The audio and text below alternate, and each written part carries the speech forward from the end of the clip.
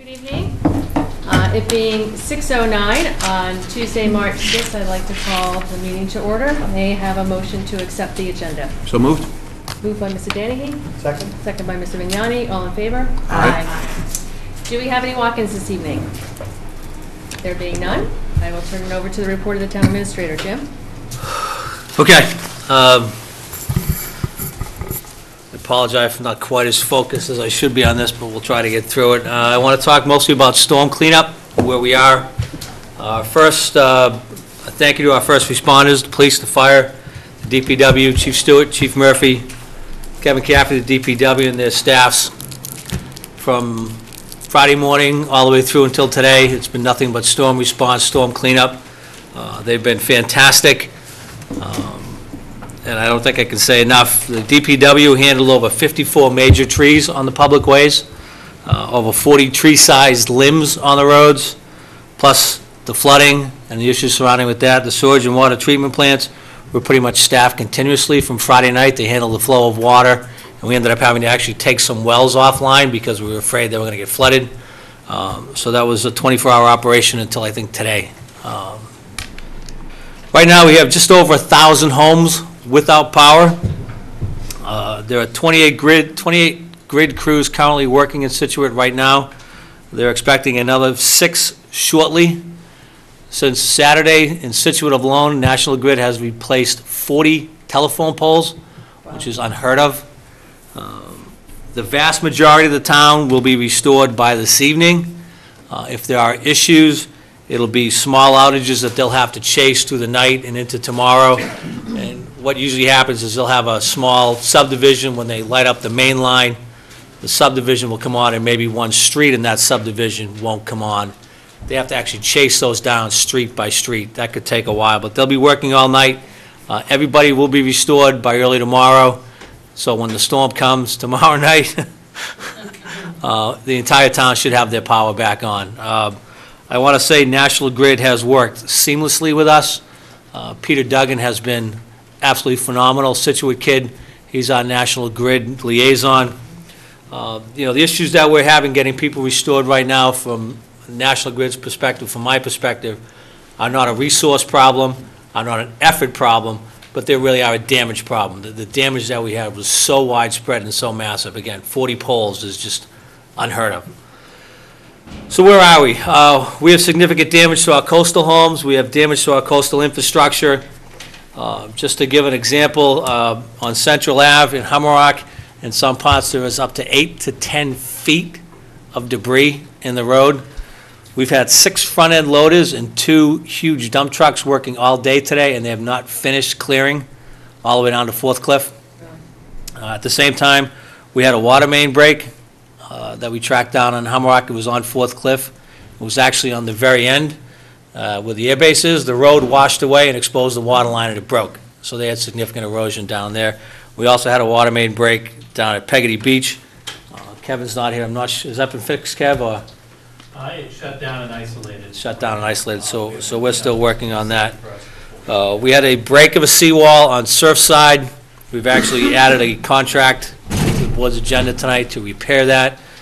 We had a break in the, what's the name of the pond, Kevin? Musquash. Thank you. I'm just not going to get it right. Musquash levee, that breached. We've had vehicles and trucks on that for the last 3 days. Just to give you an example of some of the costs we're facing, we had a bulldozer on that today. It's $250 an hour for the bulldozer. Okay, where was I? All right, so we're still cleaning up. We've been working with MEMA. The Lieutenant Governor, as you know, is down. MEMA has provided us with equipment and vehicles. They're going to give us some more. Right now, we're trying to get everything cleaned up before we have to deal with tomorrow night and Thursday. We are expecting some additional flooding. Right now, they're saying minor flooding. It's going to be mostly a rainstorm for us, and then we'll be back into cleanup mode. We've asked MEMA for now for some chippers, some tree crews, and some street sweepers to come out and help us. But the state has been fantastic. We would estimate at this point the cost of cleaning up from this storm will exceed 7 figures for the town.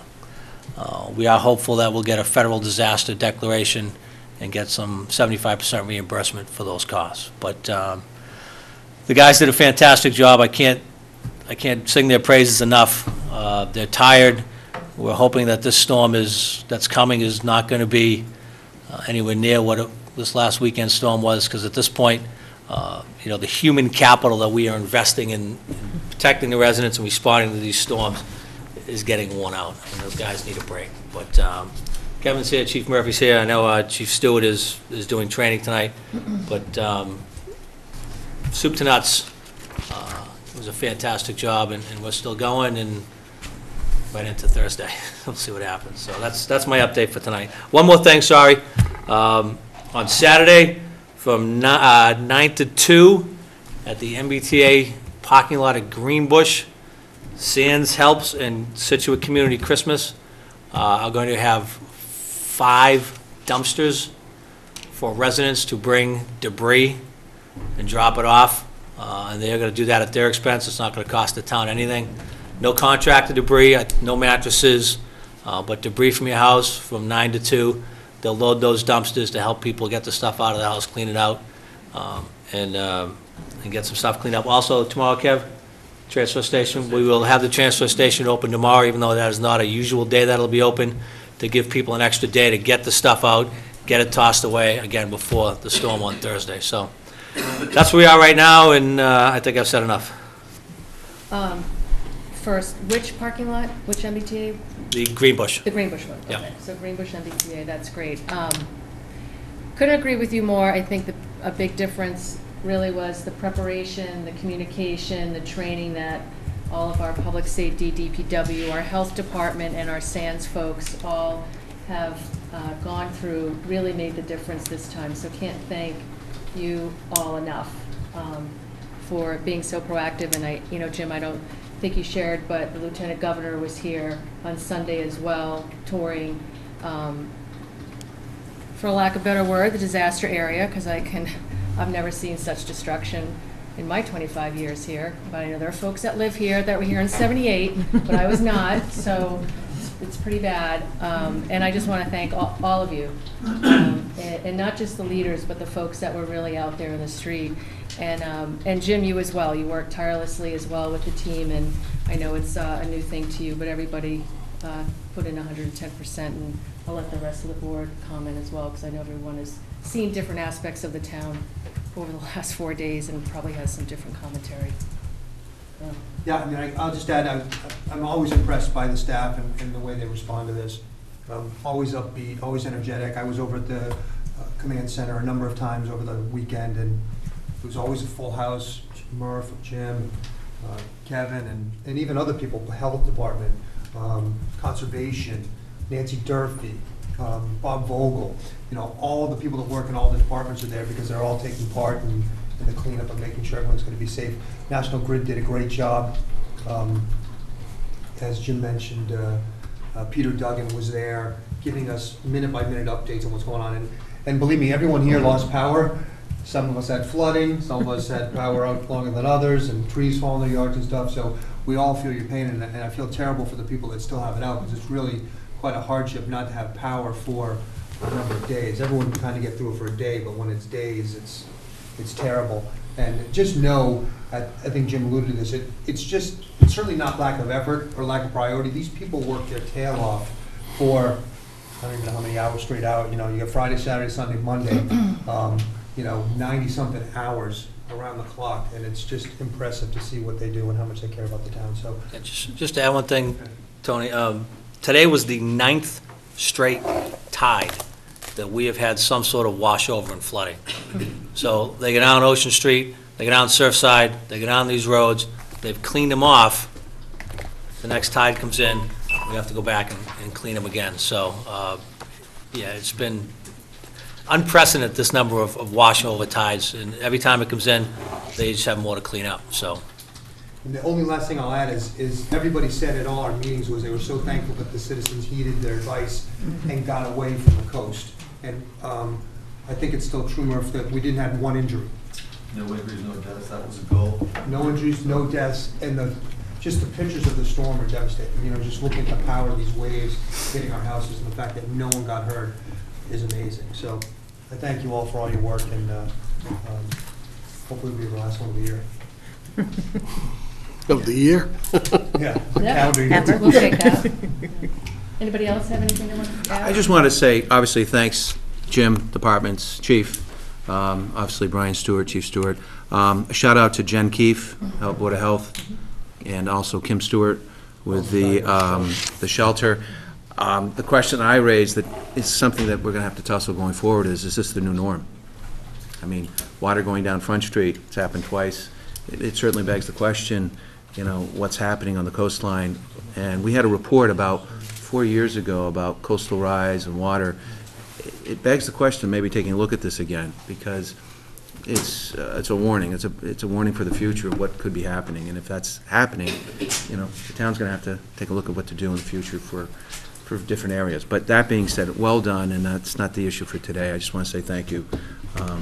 Well, I mean, I keep looking at the EOC and saying to myself, the fact that it used to be in the back of the trucks trying to make command decisions, where you'd be calling the DPW down at, you know, the garage, and then trying to get in touch with the fire department at headquarters and the police department, and then something will go down. I'm like, it's such a difference, and, you know, you folks know best because you've been dealing with it. I'm like, what a world of a difference. I'm just very proud that, you know, you're able to utilize that because you maximize it, and it's pivotal for a lot of the decisions you make. And we keep learning. You know, we had the January storm, we had the issues down on Front Street. So on this storm, one of the businesses had communicated to Chief Murphy and said, what about some sandbags? So, Yeah. 2,800? 2,000, like between 2,000 and 2,500 bags went out. We thought it would just be for the businesses and a small amount, and because the first morning I think 100 people in line down in St. Mary's Park Club. So it was a learning that Jim said from January 4th. Actually, it came about one person just asked, "Do you have sandbags?" And I asked me, and they said no. They came back, just don't want us. They gave us 500 and said, we need more. So we may look in the future to get a sandbag machine through a grant, because it was, I think, Front Street got water again. A lot of the businesses would get damaged again if they didn't have a sandbag, so it was a great tool, and it came from MEMA, as did many resources. So we have a great relationship with them, and they send a lot of equipment down, so we've been very fortunate. Great. Anyone else? Just quick, Jim's efforts, I mean, for how long you been in town? Their 2 months. leadership is great, and I was one of the people that evacuated, and so I have to definitely thank, it really demonstrated to me why we love this town, the community. My neighbors came rushing to make sure my basement got pumped out, and everyone did that around town, and it just, it's, we're tough. Like, the news media wanted us to have, be all woe and concerned about it, and we all stick together, and that was a silver lining of this. But one other thing, as John said, that is sort of a heed is the sewer plant was operating at, basically full capacity because of the infiltration, and that's another thing that, is a huge red flag on infrastructure that we gotta address. To say the least. Yeah. Just a couple of quick things, and I don't know, I'm sorry I was running late.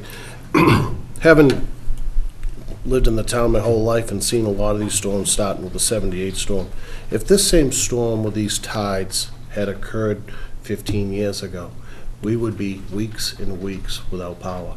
I think I was talking to you, John, was it? Mm-hmm. It's over the years that, the town administrators have gotten, some attention in National Grid. They keep stepping it up all the time. And there were trucks, as we all saw them, all over the place, staged, ready to go. And I went out the other morning at 3 o'clock in the morning, I had to leave. And so they're working round the clock.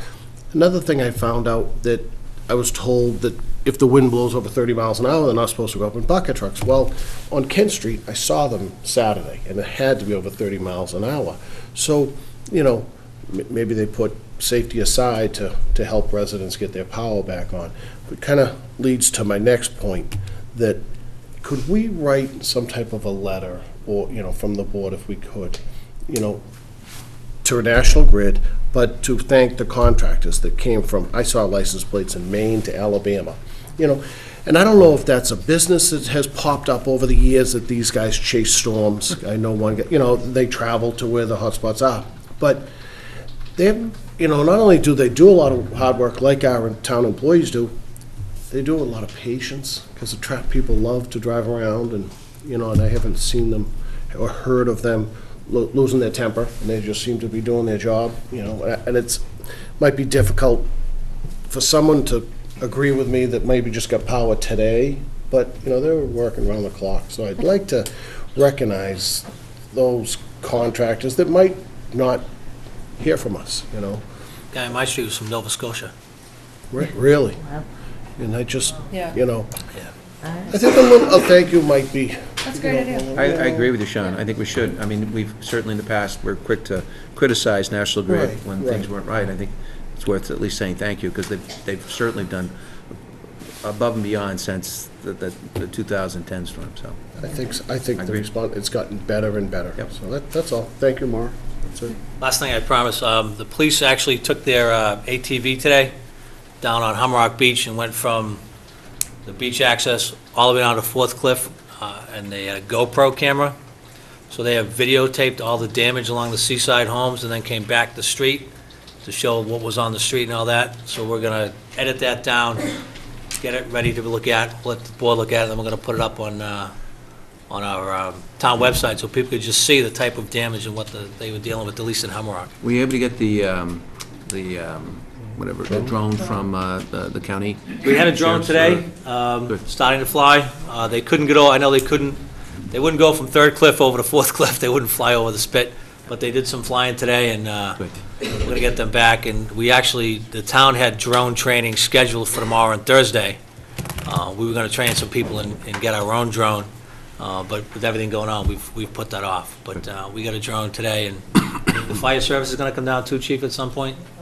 Yeah, they actually came down Monday, but it was too windy, so. It's too windy. Back to, we have outside resources, plus having to drone ourselves would help a lot to, especially for reimbursements. Good.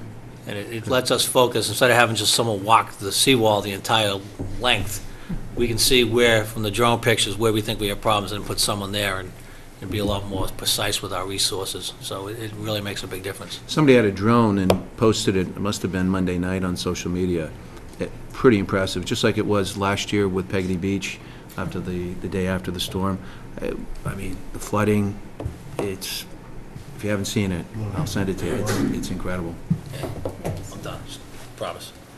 Jim, the last thing we should mention, Saturday's NEMA workshop, the flood workshop. Sorry, yeah, I didn't have that, Chief, so. So a lot of, right now is getting into recovery mode, the cleanup mode. There's a lot of people that have significant damage to their homes that are gonna need ongoing help if they don't have insurance, if they do have insurance. So me was gonna put a workshop together in two places, in Quincy and Marshfield, for anybody that needs assistance, guidance, help, where do I go now? It's sort of a post-school workshop. It's gonna be in Marshfield High School Saturday morning. Time to be announced, but it's supposed to be around 10 o'clock on Saturday. We'll have the information, we'll put it out on our emails and websites. So that's gonna be Saturday morning. If anybody that has damage, any questions, there's quite a few people out there that do have some damage, whether it's from the ocean or from the rain. If they have finished basements and no flood insurance, there might be assistance for them. That's great. Get the exact time. Make sure we get that on the website. As soon as I get it, yeah. And Facebook, too. Yep. People will share that. Put it so on folks whatever get we the have. message. Okay. And the other thing, I just want to make sure we don't leave anybody out. So with the shelter, I know it was Kathleen McCarthy, Sergeant Bates, Kim Stewart, and Jen Keefe that run that operation, and all of them put in, more than their share of time. So I just want to make sure they all got recognized. It's another area I think that we need to look at so we can be a little bit more efficient there. And even Representative Joan Moschino has offered to partner with us, and learn best practices from some of her other towns as well. So we've got a great region that we work in, and we share best practices. So I think. And again, we had a meeting today at 3 o'clock on the power situation, and we started making a list of things that we need to work on for the next time, that need to be a little better, that we need to sharpen up a little bit, we need to make some improvements on, or that we need to maybe change how we do it. So, we put that together today, and it's probably going to be a little bit before we get to it, before we have another meeting. But for the after action, I've already started making a list of things that maybe we can do better, do differently, or be more efficient, so. Great. Okay. Next on the agenda, some happy things, is to honor John Hume in commemoration of the 20th anniversary and the viewing of the March 11th, I think, video movie for In the Name of Peace. So we have our sister city group here from Ireland, and we just need to have Sean. You want to sign one, and then I'm going to let John do the honors as our clerk and as also the liaison to the Irish Sister City Project. John, I thought that it would be nice if you speak up for the group, and I know. Do you want to come up, Brenda? John? Up. Come on up. Pat? Pat.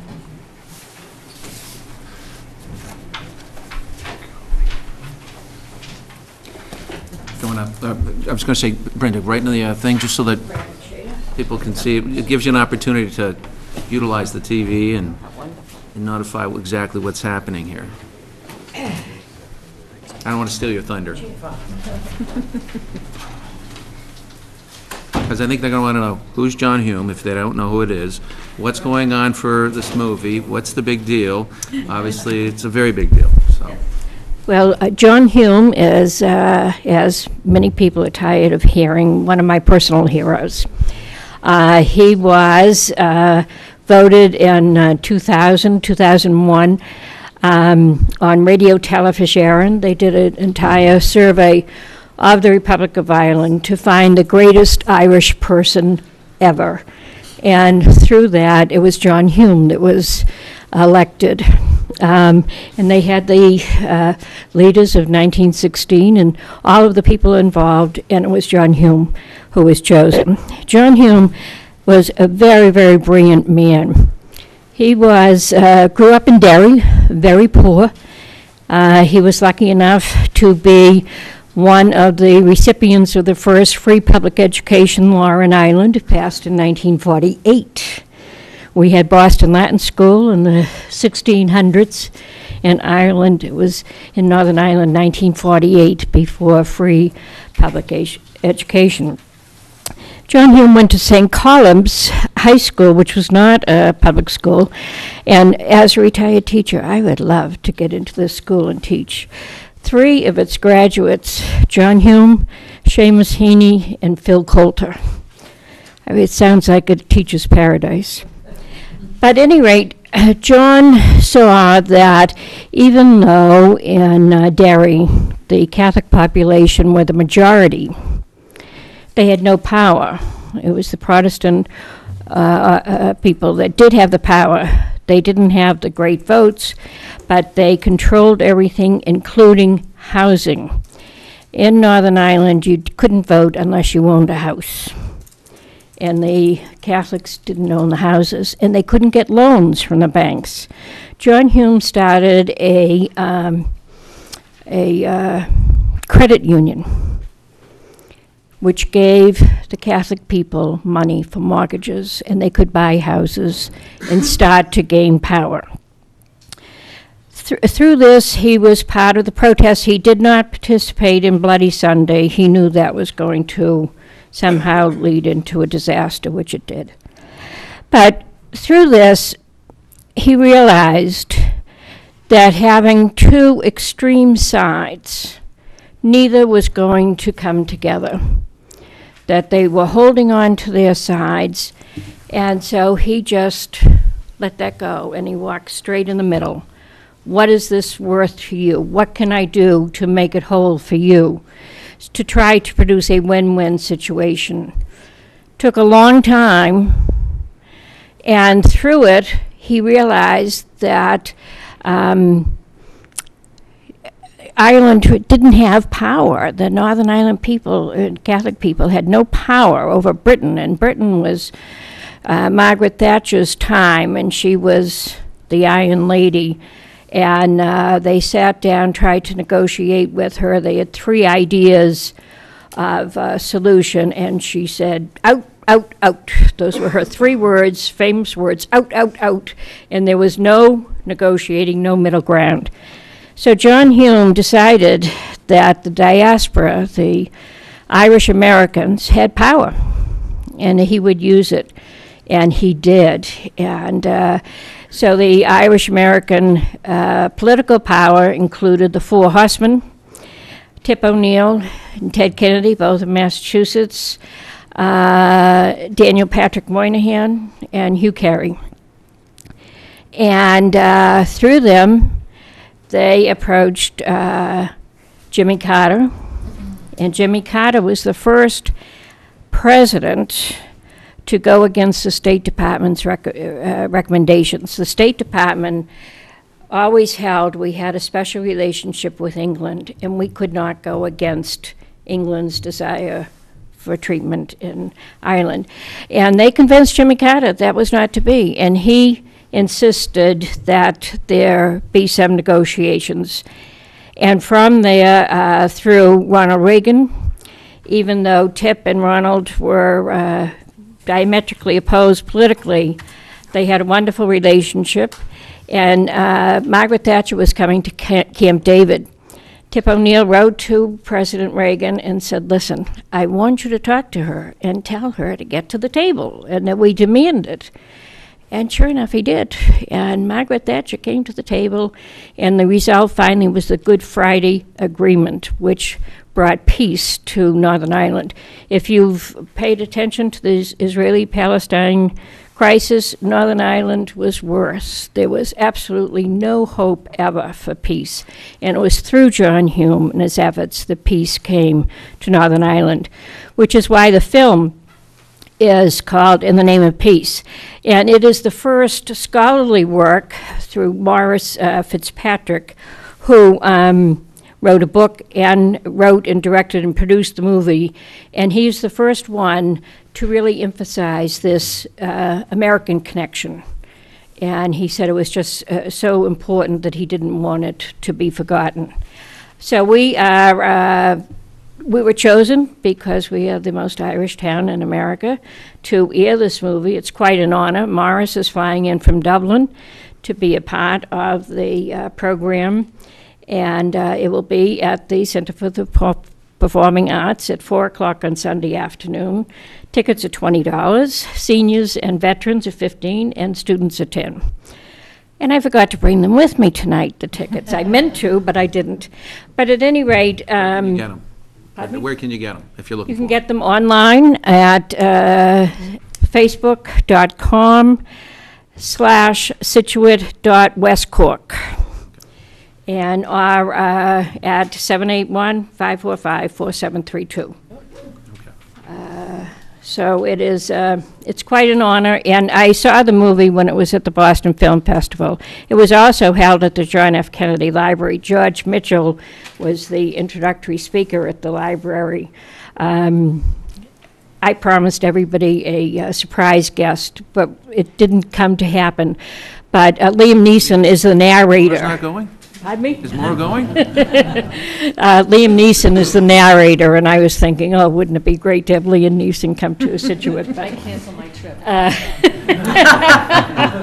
But at any rate, we're having that, and it gives me great pleasure that we are having John Hume honored in Scituate. The thing about him, which I find even more important than all his fabulous accomplishments, he is such a role model for us today, with the rancor and the divergent parties and the nobody giving an inch today.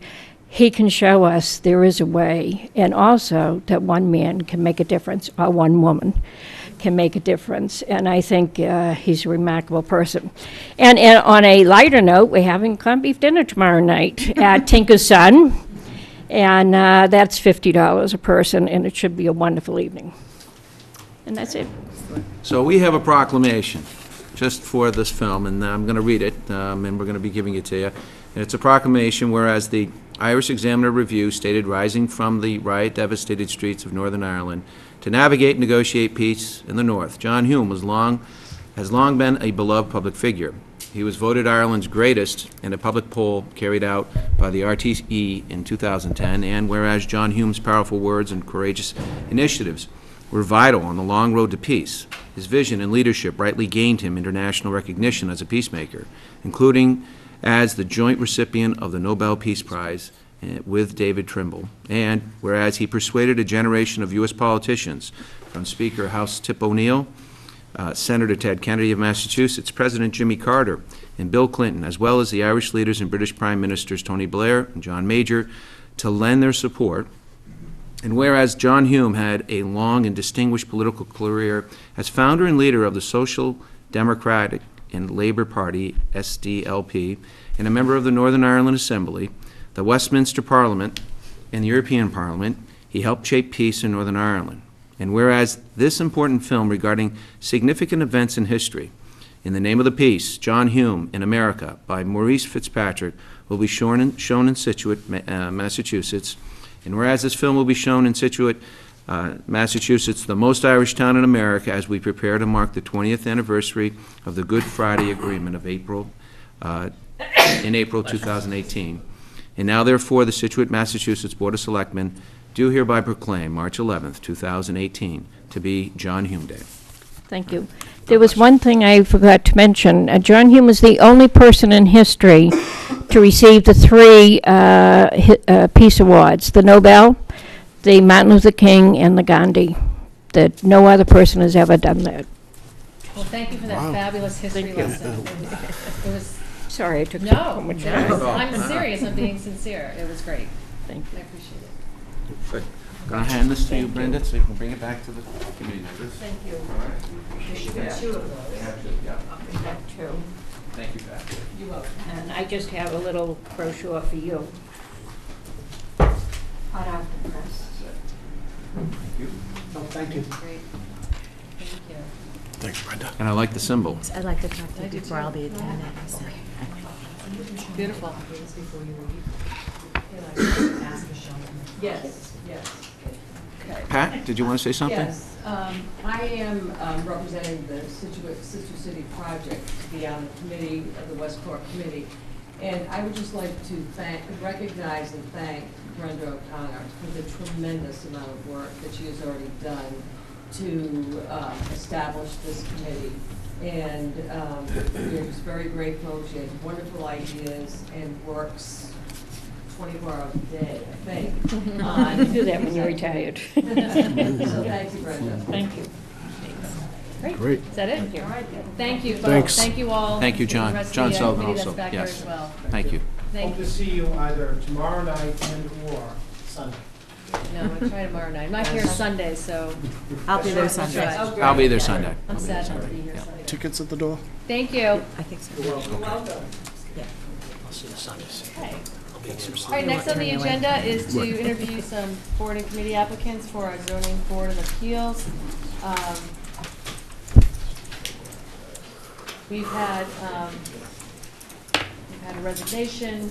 Unfortunately, we had a vacancy also with passing away of one of our board members. So we put it back out there to see if there are any folks that were interested. And I know we have two folks, I think, so far that have submitted applications. The first one, Brian Sullivan, if you want to come on up. Is that Brian, come on up and the board grab all the. Thank you, Madam Chairwoman, members of the board. I'm Brian Sullivan. Welcome. Thank you. Brian? So I know you resided on the zoning board of appeals a while ago. So if you would like to give us a little bit of a history, obviously, you're qualified from that aspect, but talk to us a little bit about your experience there and a little bit why you want to rejoin the board, Brian. I served on the board starting in about 1998 and through, I think, around 2006, and then I was off for a couple of years, and then I got back on for another 4 years. So I think it's about 12 years total, give or take. I served with Mr. Danahy, and during that time, I came on as an alternate member. Then I was chairman for, I think, about 8 years, 8 of the 12 years. And during that time, we heard several 40B applications, and currently I'm aware of the board facing, I think they have 2 pending 40B applications right now, with another one that is in the wings. And those applications, as you may know, involve a lot of work. There's a lot of, because the zoning board is the only board at which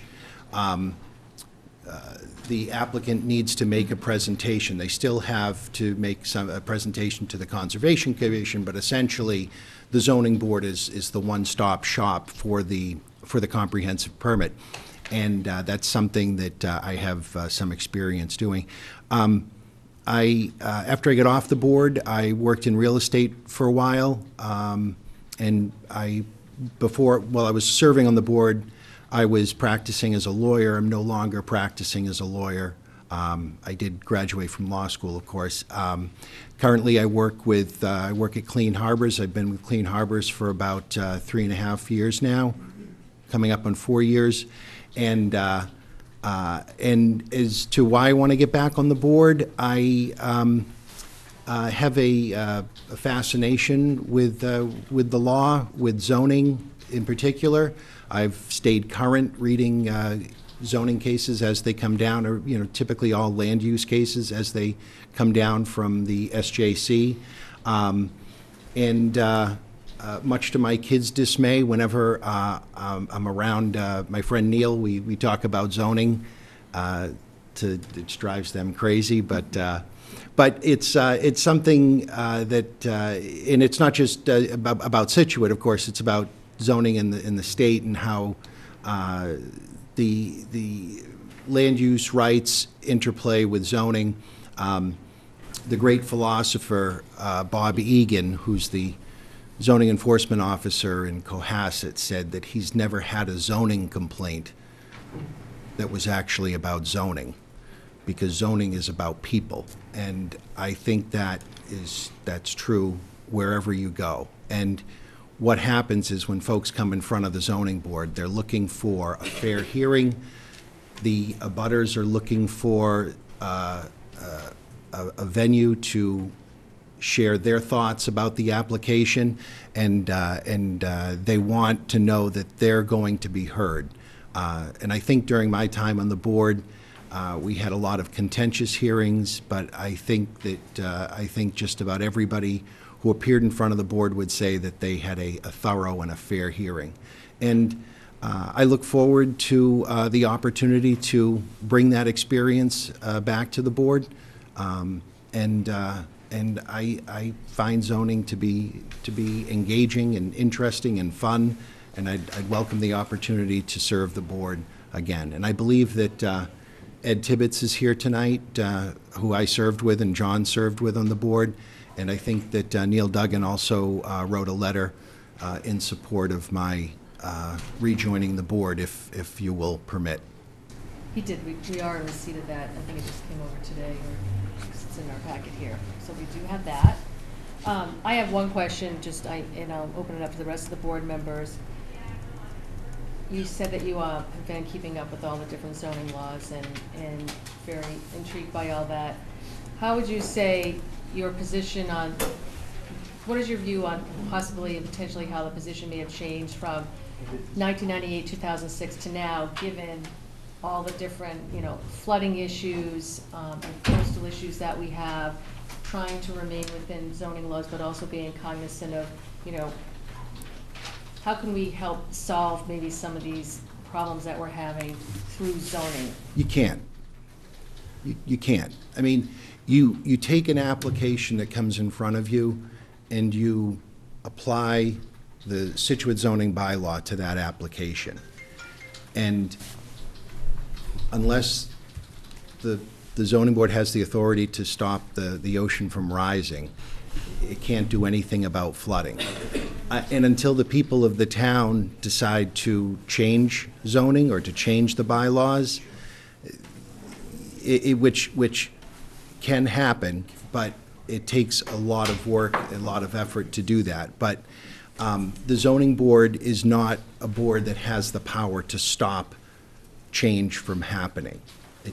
That's not, the town has that authority, the state has that authority, but the board, I think the board's job is to receive each application and fairly hear the relief that an applicant is seeking, or applying what the relief sought is to the Scituate zoning bylaw and to the state Zoning Act, which is 40A. or 40B, if it's a 40B application. And as much as I am opposed to development, and I would prefer that we go back to, Scituate of the 1930s, that's my personal opinion, but I think that when you're on the zoning board, you have a job to do.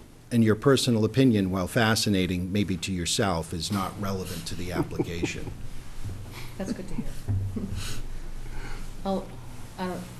Karen, did you have questions for Brian? No, thank you for stepping up again and showing an interest. It's a very important board, obviously, you know that.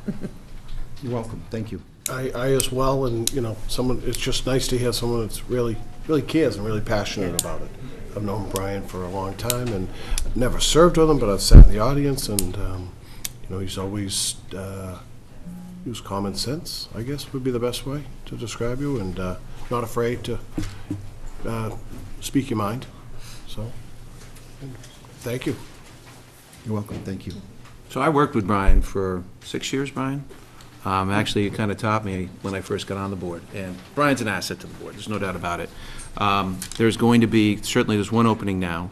There is a resignation pending pursuant to a 40B that she's presently in front of, and then she's going to be off the board. So right now there's one opening, but there's going to be shortly two. And I will say Brian has the experience with the 40Bs. I think, Brian, you handled at least certainly 4, possibly 5 that I remember. I think it was like 6 or 7. Because I know there was Fairway Village, which I wasn't a part of, but that was one you were on. Yeah. And so with the potential of 40Bs coming down, certainly with Booth Hill and some of these other projects, it's always good to have continuity and with a legal background. I always say you need that. And while Brian and I disagreed on some philosophical things, Brian's spot on with the theory of, the bylaws are the bylaws. And unless the town wants to change the bylaws, they have to be applied evenly and fairly. And that's the biggest concern I have, is whether or not, the board will do that. And the board has done that, and we just need to maintain that, because it's a quasi-legal board. It's not like touchy-feely like some of these other boards. It is the legal end of things, the way it has to be applied. So certainly an asset. Thank you, John. And John and I have certainly had disagreements, and this is one of the great things about living in America, is that our disagreements are vetted out in the open. It's not, John doesn't send me a nasty email, or, there's nothing that goes on behind the scenes. Everything's done out in the open. People hear that discussion, and hopefully John argues and persuades me to his point of view. Likewise, I would try and do the same thing. And more often than not, our votes would be unanimous. We'd be able to persuade one or the other. There were times that they weren't, but that discussion, everything would take place out in the open. Right. Yeah, the only thing I'd add is, as Sean's mentioned, I've seen Brian really serving on the board and other things, and I think what the town really wants, I think a lot of people think we're being overdeveloped and the developers kind of have their hand in things. You want someone to stand up for the rights of the town and make sure that they're all followed, follow the law and do whatever they can to make it in the town's best interest, and not developers get away with anything that really shouldn't happen in certain areas, particularly as 40Bs go, as we know our hands are tied in those scenarios. But yeah, absolutely, Tony. And if we look at, say, the Herringbrook Towers application, which I served on the board for, what they proposed were these 3 hideous 4-story buildings that were an absolute disaster, and we denied it. And then there were also conservation issues and wetlands issues, and it went to the appeals court. I mean, when the board thought, we have an obligation to the town to represent the town's best interests, and that's what we did. But the state ultimately said thanks, but no thanks, and it was approved at the state level. And now that application is back in front of the board. The original proposal has been scrapped. What they're proposing is something that's much different. I think the abutters I think they're not happy, but I think anybody looking at that would say what they're proposing today is better than what was proposed in the past. Yeah, and just for disclosure, I live near that, but for anything that pops up in anyone's, neck of the woods, nobody wants the developer to come in and overdevelop without falling by the guidelines. I mean, this is what this board is there for. It's there to hold them to the law and toe that line and get the best project for the town. So Yeah. that's what I'm looking for. Thank you. Anything else you wanted to add? No, just thank you very much for your time. I appreciate it. Thank you. And we appreciate you coming forward. Ed? I'm sorry, I was trying to say thank you to you and make sure Ed knew he had an opportunity to say something. No, I'm Ed Tibbetts. I'm a member of the zoning board. I've served with Brian. There's no question Brian's qualified. Speaks for himself. The board has obviously recognized that. I can speak for myself. I'm an absolute supporter of Brian joining the board, and having spoken with my fellow board members, he is the overwhelming support of the current board, and I would very much encourage the Board of Selectmen to appoint him. We are, as has been said, we are one member short. If we're not able to serve the town with 3 members hearing an application, there's the potential for it to be approved in the absence of our being able to hear it. We're at that risk right now. There's only 3 members who are available to hear a lot of decisions. We've had an application before us for 1 member, because of proximity to the applicant, had to recuse themselves, and that left only 3. If one of us had been sick, if we had not been able to serve in a timely manner, we're out of business. It's not to the board, it's to the town's best interest. So if we could get back to a 5-member board, that would be fine. I appreciate your efforts. We agree. Thanks, Ed. All right, Brian, thank you. Thank you very We're much. not going to vote right now. We'll vote later on. We usually interview the candidates and then do the vote later on. So Thank you very you can much. stay or you can watch, whatever you like. Thanks for coming forward. Thank you, Brian. Is Tom Cavanaugh here this evening? Hi, Tom. How are you? If you would, just for the record, your name and address, and thank you for submitting your application for the zoning board as well, and tell us a little bit about yourself. Obviously, we have your resume here, a lawyer, and if you could just tell us a little bit about yourself, that'd be great. Sure. Good evening, Madam Chairman, members of the board. My name is Tom Cavanaugh. I live at 10 Winwood Lane. I live there with my wife, my 3 children. My children are 7, 6, and 3. I was born and raised in Scituate. I grew up over on Shadwell Road. Went to Wampatuck School, Gates Middle School, Scituate High School. After high school, I attended college, went to Westfield State. Subsequent to that, I got a job in the Norfolk County District Attorney's Office. I worked there for a few years, then attended law school nights. It was at that time I moved out of Scituate for a few years just to be in proximity to law school. So I continued in the DA's office for 4 years, went to school at night. After law school, I was an assistant district attorney in Norfolk County, and then left a few years later and opened up my own practice in Quincy. So currently I'm a practicing attorney.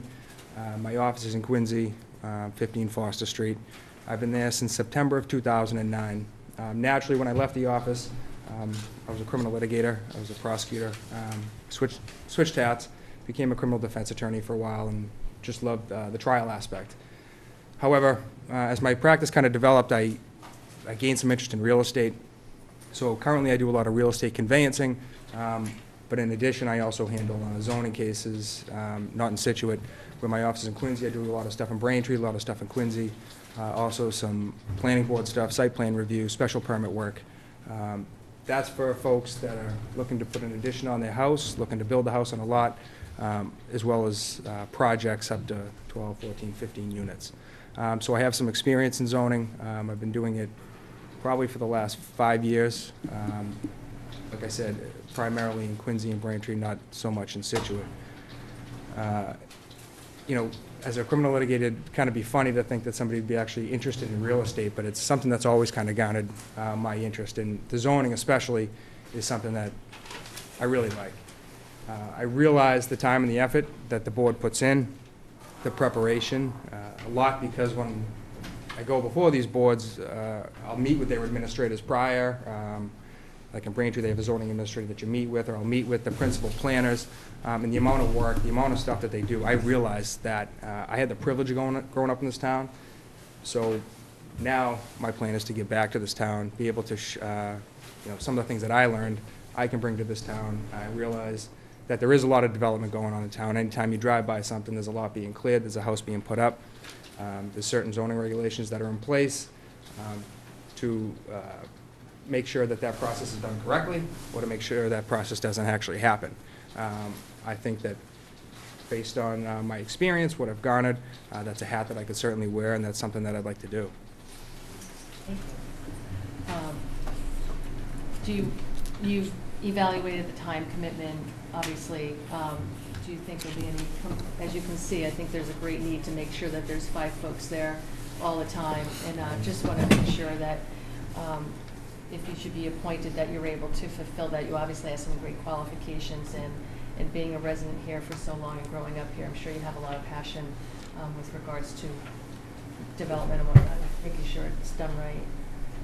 I don't think that the time commitment would be something, you know, luckily I do have some knowledge of it, underlying knowledge, so, you know, the learning curve might be a little bit less because I do have the, you know, I guess I'd say the infrastructure of the zoning laws already. I know that all towns are different. Everybody's got a different code. There's certain special permits you get in certain towns, certain things you can get in other towns. So it would be, you know, parsing through everything, but I don't think that the time commitment would be something that I couldn't handle. Okay, great. Tony? Thanks, way first. Yeah, just don't want to, you heard what I said before in terms of, you know, what I'm looking for is, again, someone to stand up for the rights of the citizens and scrutinize this project and make sure it's the right project in the right area. You've got the experience, you know, if we're lucky to have 2 strong candidates, both who have a lot of experience in the area, and luckily there's going to be 2 spots open, so I think that may work its way out as well, but thanks for applying. Thank you. Yeah, the only thing I was going to say, there is one that's pending resignation. It's pending in that there's a present 40B, so based on the letter, it sounds to me like they're going to resign the moment the 40B is over, once a decision, or the earliest of that versus, I assume that would have to be it, or June, when the current time of that member's off. So, so they're going to be, there's one open right now, and there's one that's presently going to be shortly. So. Can I ask you a question? So, John, so could we appoint 2? No, So, you can only appoint 1 right now because one of Okay. the members is still there. right, And is so, that, but let me just ask you, so don't they all have to be present at the beginning of an application to vote on it along the way? And if, you know, so how does that work? Would this So- person that's resigning just attend meetings that only when they're discussing that 140B project? I got to review the letter here, but my understanding of what it is, it says, What I'm trying to do is just get What you're saying. him up to speed and, you know, like a relay race. so I think the way it would be, once that 40B is over, then she's resigning. And I think that's the most important thing. Once it's over, she resigns. Okay. And then if it happens prior to her expiration, which is June, then she's going to resign sooner than that. Okay. You want them on for the 40B, because right now they're down to 4. If something happens, you get down to 3, and God forbid somebody misses a meeting because of some situation, now you've got constructive approval issues. So, so what, right now, you know, we appoint 1, goes back to 5. That person's going to be an alternate anyways, so they're not going to be a voting member on the 40B. Any project that comes in, the original 3 voters are still going to vote, because the alternate is, 1, 2, 3, is Anthony. So when she resigns, Anthony becomes one of the 3 voting members. We'll fill an alternate now, which will be the first one. When she resigns, then the alternate 2 position opens up. That, 1 or 2, whatever the pecking order. So what's going to happen is we're going to be appointing somebody shortly when that resignation takes full effect. Okay. Ed? I just asked the board if it's within your purview you have 2 applicants, you have the anticipation of 2 openings. If you were to appoint someone to fill the vacancy, which has existed for some time now. Right. But rather than have the other applicant that may be appointed shortly be in limbo, perhaps the board could at least make a statement of intent to appoint at the next available vacancy or something along that line. At that point, the other applicant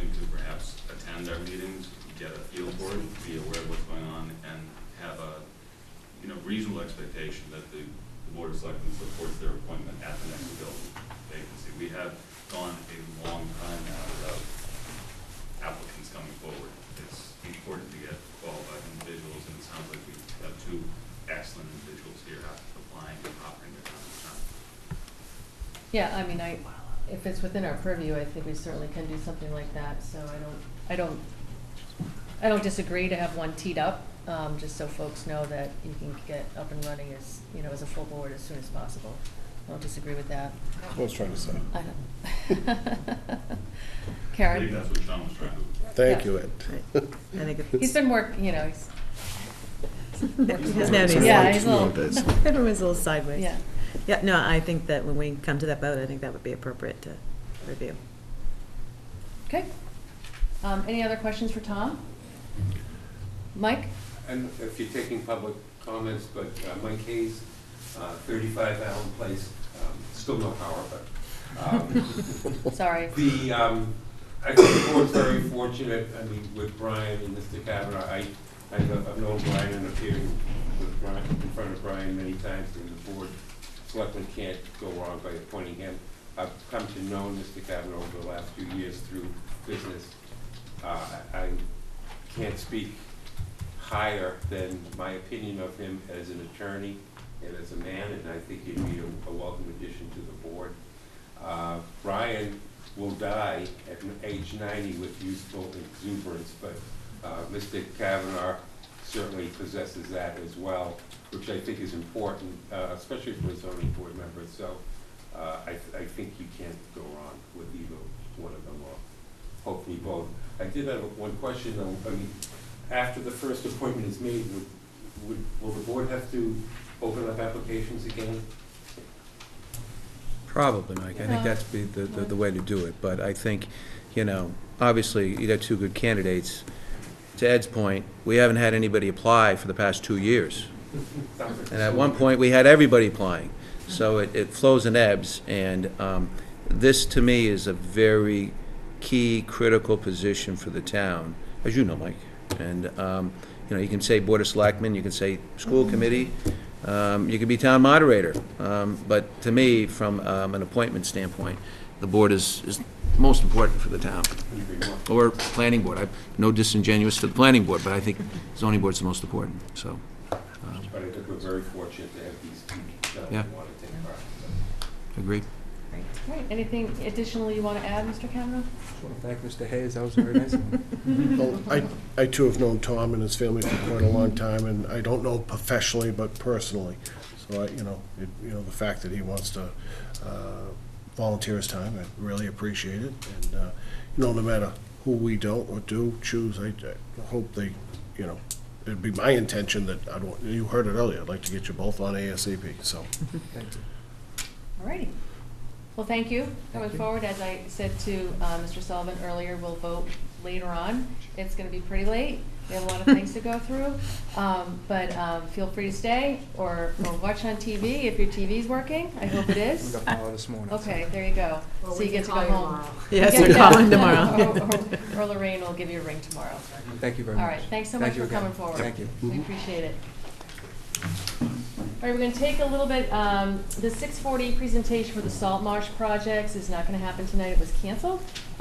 So, one sec, Nance, one sec. We're going to take, we're just going to take Kevin out of order. Sorry for that. No. He, it's not on the agenda, so I just need to let folks know that this is an emergency contract request in response to the repair for a broken seawall. So, we're making an exception to bring him up for 2 seconds. So, Kevin? Thank you very much. As we know, we've got some damaged seawall down at 83 Surfside Road. I've reached out to a few different contractors and got some prices back to do repairs. It's not going to be a complete seawall repair like we did before, but what we'll do is cut the section out, not rebuild the foundation. That can be a little more expensive, but just in order to get things going and make things happening. I've got two prices from two separate contracts. The first one was Northern Construction, which was for $97,500. And the second one is from SPS, who's been doing the work on Oceanside Drive. They've got some equipment in town and they're ready to go. as well, both are Northerns and Marshfield now doing work. SPS's price was $62,487,000, and that would be for a permanent repair of the seawall. So basically, what we would do is go in there, square out the location where it is cut, and then place forms up, pour the concrete inside. We would also dowel steel into the existing structure, as well as build a rebar cage. And they would be responsible for any protection that they would need to prevent their forms from getting damaged, as well as taking on the onus of that damage, insurance-wise and everything else, as that goes. Okay, and they can start when? Well, when the seas die down a little bit. What we're doing today, we brought rock over. We were trying to put some rock out in front of the breach to take away some of the energy of the waves coming in, and the waves were just coming in too strong. We couldn't get the rocks out there. We have them ready to go. They're gonna be out there at 6 o'clock in the morning. Sorry if we wake anybody up, but we're gonna be placing some rocks out there first thing tomorrow morning, hopefully. And we'll run, we keep kind of a stockpile of some extra rocks down at the secondary mine at Beach parking lot. And that's what we're bringing over. No problem with any easements, gaining access to it? 83 is private property. They gave us easements today on the spot, and they were notarized by clerk. Kathy notarized them. They're ready to go, and, you know, whatever we need for help. There is one section, one side, which maybe 10 feet if it's on, I'm not exactly sure.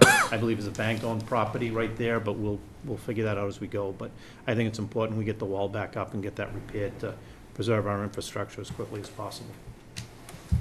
Any other questions for Kevin? How big of a repair is it? Just a little over 50 feet. 50? 50? 50. For that one break? Where is it? Is it the break? Wasn't there one section that broke? It's, Where? no, It's Surfside, right? on Surfside, it's a good section. It's 50 feet. Did it get larger? Part of it broke off the following night, some of it broke Yeah. off. I think it was maybe another 10-foot section. I think it originally was 40 feet. They went out, they measured it up. They also looked at the bottom. There's some cracks in the bottom, so they're gonna cut some additional material out of there when they saw cut it and prop it up and square it off. So what does it typically cost us a foot? You know, we can vary from $6,000, $4,995 to about $6,000 a foot, even up to $8,000 a foot in some location. Where we're not doing the foundation or anything to that effect, as well as extensive rock work in the front, I think this comes out to about $1,061 a foot or $1,100. 1,000? That's Well, we're not- quite a 60,000 for difference. 60 feet? Well, we're not taking, you know, we're not doing all the foundation work. We're not going down deeper. We're using the existing foundation in the existing wall. We're just bringing the wall back up concrete-wise. Okay, I didn't think it was that big. Can you see the base? Are you sure we won't be looking at a change order? It's still covered and protected. It looked like the wall just actually snapped. There was no rebar in that wall. Okay. And it broke off. So part of this is they would dowel new rebar into the wall. It's not gonna go all the way down to the foundation. I realize that, right. You know, in order for us to do something that extensive, I would probably have to come in and do some borings and get some excavation, but this is to, you know, to get us fixed and get us going. If there is extensive work, you know, we may be back, but that's not the plan. The plan's to get it fixed, get it up, and get the area protected. Okay. Karen? Potentially, this is a cost that will be rolled into a potential MEMA and FEMA application? Yep. Okay, So we could potentially be eligible for 75% reimbursement. okay. And which one are you recommending? I'm recommending the one for $62,487. Okay. The Just wanted to one make for $97,000, actually, they're not even using formwork. They were gonna string up steel plates and lattice, and I think this would look a lot better, and it would be more of a permanent fix, the way it's set up. And as I said, Sean, we don't know if there's additional damage there, if it scours in the future. I just looked, they left 30% on the table, and, you know, geez, you know, that's all. You know, they might wanna, not that they sold themselves short, because they're right down on Oceanside, so deorganization isn't a big deal, but, you know, I That's all. didn't tell them, they left a lot of money on the table. Hopefully they're not I watching. think I think It's the other way around. well, I didn't have to say it, yeah. All right, and they can start right away, they're on Oceanside, how are they doing? They're on Oceanside Drive, they're all done there, they're just finishing up some rock work. They're very good about it, they're ready to go, they kind of don't want to get their forms and everything over there until it looks like we're going to have a third storm, maybe Saturday, but they're willing to start mobilizing and get stuff over. They do want to wait till the seas go down a little bit before they put their equipment into the salt water. So we'll continue putting the stones out front and try to take some of that area out, and then we'll watch the weather. But it's probably the best we could get, as quick as we could get. And you're right, I'd love to do the foundation, do the whole Yeah, thing. no, I don't have a problem with that, I just hope we're not back here in a short time and say, geez, the base was no good, and now we have to, go, from a footing all the way up. So, maybe we'll luck out. We might be able to do that, but it's significantly more. That's right. We'd jump from the $1,000 a foot.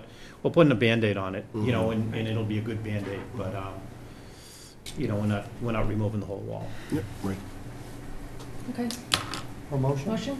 A motion to accept the contract from SBS in the amount of $62,487 to repair the seawall on Surfside Road. Second. Moved by Mr. Vignani, second by Mrs. Canfield. All in favor? Aye. Aye. Right, Thank you very much. Thank you. Thanks for Thanks. doing that and keeping everything moving. All right, Nancy? Come on up. Come on up. Nice attire. Been out on the beach all day, I'm sure. So thank you for all your work the past 4 or 5 days. You've also been knee-deep from the very start, so thank you. So you're here to discuss the North Scituate Beach Renourishment Project and this great opportunity that we have. Yes, So yes. if you could give us an overview of this grant that we have an opportunity to take advantage of. So I'm here tonight requesting a letter of support for a grant application that the state is working on and will submit for the towns.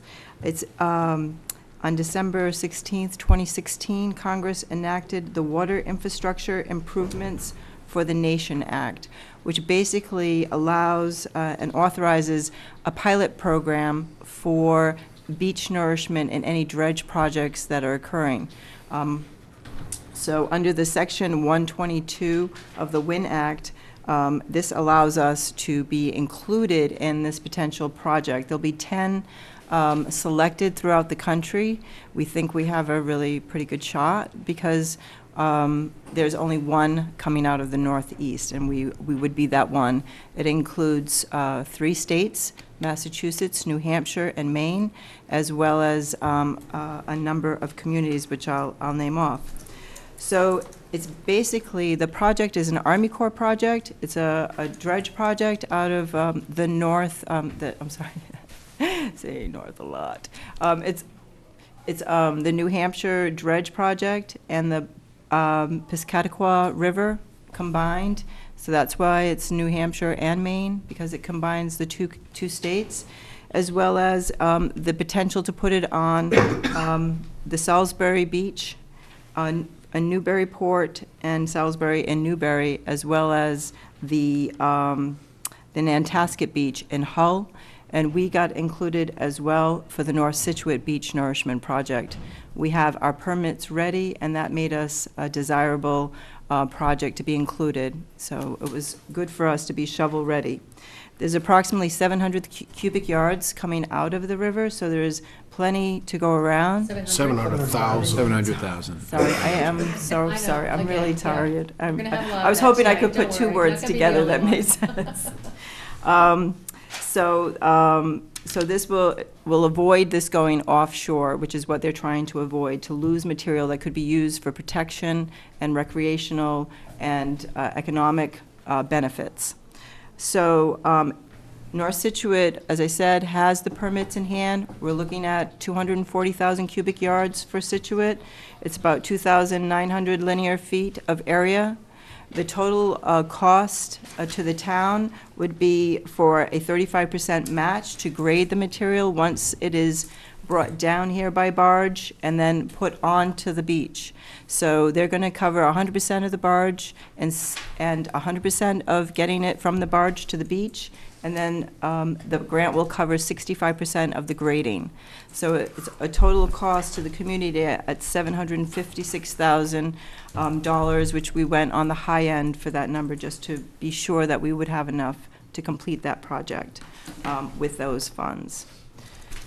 So I'm looking for you to give us a letter of support. We already have a number of them in hand and ready to go. The grant's going to go in on Monday, but I need to supply the information to the grant writers today. So it's a $15 million grant. Exactly, So yes. that's a huge help to us. So, Jim, I have one question. Where do we plan on funding the 35% from? Town already has an authorized bond for $2 million for Okay. show work, so we take it out of that. And I have another question before I turn it over. Sorry. Of the 4 beaches that you cited, is anybody else permitted yet? No, we're the only community that has a permitted project. So that makes us very desirable. Perfect. Doing that work in advance just makes us ready for these types of opportunities when they come up. I kept my eyes on this, knowing that it might be an opportunity for us. And since they were coming to Hull, figured, why can't they come to Scituate too? So, Great job. so we kept our eyesights on it. And Minot Beach does not require any easements, so it's a very good project for us. That's right. Thank you. Yes. Any, Karen, do you have a question for Nancy? Just 3. Timing, what would be the timing if it were to go ahead? So the Army Corps is looking to dredge in the fall. Okay. So if they get all of their permits and the funding and everything in place, they're really looking to do that by the fall. I'm hoping that this grant is a quick turnaround because of their quick time frame. I'm imagining that there are other projects throughout the country that are also ready and in the queue, which is why this probably came to the forefront. It makes no sense to have 700,000 cubic yards be dumped offshore when we have places that need the material. So potentially by next summer, it would be It would be done, we have time of year restriction, so it wouldn't be done during the summer, but it would be done as early as like October, and then try to get it in before we have another time of year restriction in the spring. And when they bring it by barge, so it's not like It won't be any trips. all those trucks aren't coming through Exactly. the neighborhood. That's great. And the type of material? So it is a match. Our consultant took a look at the core sampling, and our project matches that dredge material. Perfect. Otherwise, we couldn't accept it anyway. Okay, thank you. Sean? Nothing left now, Karen. Answered. Sorry. Asked them all. I should have shared. No, that's fine. That's great. But it would happen immediately. I mean, once they pump the material out, the barge would come down, anchor offshore, and just pump it onto the beach. So it would happen the next day, I would imagine. So That's cool. It would make it a much quicker project instead of a longer drawn out because of the many truck trips that would take. right, It's definitely a desirable way for it to come in. exciting. That's any idea what the type of grade you'd be looking at? A foot, 2 feet from Gannett? You always ask me really good Well, questions. no, I just because you talk to people, I don't know, Mike's old enough, you talk The to people that have been project- around town. But the engineered Bob part would of know, going to the beach in Minot, they had a beach at high tide. Right. See, you guys are old enough, I'm not. Yeah, So so it- It was a big beach. all right, so can that happen again? Yes, it will Great. be You heard up it, Mike. above the revetment as well as up to the stairs so that it will have easier access for residents to get down to the beach as well. Exciting, really is, that's awesome. Thank you for doing all this work. Right. No problem.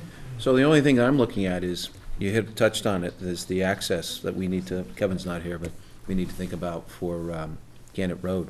In conjunction with that, we should think about, not you, Nancy, Right, because that's right. not your job, but Right. we should think about trying to make sure that we have that access done. I'm marveling this because we talked about this 2-3 years ago. Yep. And I remember you showing the presentation of I want to say it was Revere, but it wasn't. It's another town up north. Winthrop. Winthrop. Yeah. And I was amazed at the material and what it looked like before and what it was like after. And anything that gets affected due to a storm, if it is, deemed a major, state storm through FEMA, 75% of it gets reimbursed to the town. So it's another way of defense, instead of getting to the wall, that you're actually pushing out the land, so all that energy is being absorbed. That's right. I'm excited about the That's it. project if it comes to fruition. It sounds like we're almost there. So. Me too. And it's well done, Nancy. You've done an excellent job. Thank you, thank you. Motion? Tony have any questions? Motion? Tony's in. He's saving them for the budget. Yes, I'll be back. No, actually, I want to say, when Nancy brought this before us, as John was saying a couple of years ago, I thought it was a great idea, because not only do you get foreshore protection, but we get a beach. The town gets an asset out of it, where I think he even told us there's going to be 300 feet of beach, where there's now just rocks, just a few feet below the seawall now. So unbelievably, it's 2 for 1. And we spent $160,000 or something for it at that point in time. And I'm like, all right, well, this won't happen in my lifetime. And then, lo and behold, it's here, and it's unbelievable. I can't believe it's happening. I can't believe it happened so quickly. And it's just from your hard work and paying attention to this sort of stuff that's going to get the town an asset. A huge beach that people can use now, and that neighborhood is going to love it. So thank you so much for your effort there. I have to say, we have a lot of good support, not only within the town hall, but also with the state partners who pay attention and let us know when these things come up, as well as our consultant who helped us work on this project and continues to assist with us.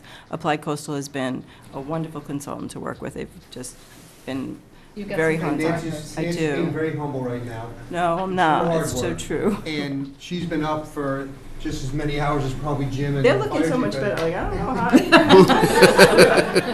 how. I've been sleeping on my desk. So she's been watching all the damage that's happened during the storm and assessing it, so go home and go to bed. Thank you for that as well, and thanks I'll for be your back in another 45 minutes, I think, for the budget, so I'll be back in a few minutes. So thank you. Can I ask one question? Sure. Hopefully, when this comes to fruition, is there any science as to how long it will last? Yes, so that was part of the engineering, was to determine the length of the project. We roughly anticipate 10 years, depending on the level of storms that we get, of course, but and we'll also have to monitor and maintain the beach as it is, which we would continue to do just like we do Musquashkett Berm. It's very it's not this. It's similar because it's a soft material, softer project, but we do maintain and monitor there as well, and we'll do the same with North Scituate Beach. And Mike, we talked about this years ago. Station, yeah. And the other good thing, when it does get washed away, it's going to hit Egypt Beach. It's going to, it's going to fill the beaches going down the side. And the key is the material. It's not just beach sand. It's the material that's unique or to the similar to the material that was there, and so it binds. It's so it's. I mean, I remember sitting with Tony. It's not going to happen given the millions of dollars that could go for seawalls. But I'm like, 15 million, and we are going to be paying for 750. That's a deal. That's huge. And we continue to press the federal government as well to allow offshore mining, not just for dredge projects, but for these types of beach nourishments.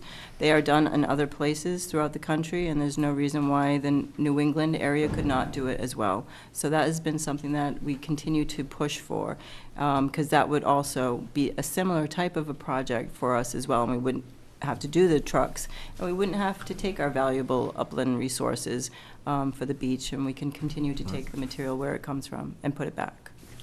Great. Yeah. Motion? How old I am, Sean.